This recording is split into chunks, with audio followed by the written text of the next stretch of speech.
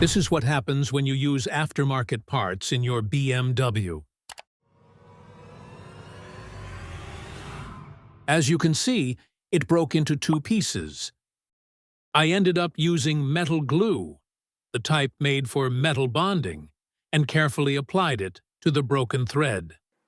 After several tries, a lot of patience, and a few different tools, I finally got the rest out without damaging the block. Now let's compare quality, OEM versus aftermarket.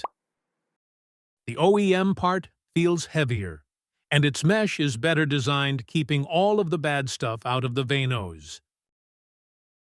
After switching to OEM parts, the car felt faster, and the engine ran noticeably quieter. OE is the original part, OEM is made by the same manufacturer, but usually has the BMW logo scratched off. And aftermarket parts are just cheap copies and often don't match the quality. And that is why you should only use OE and OEM car parts. That is it for today's video. Like and subscribe for more videos, and see you next time.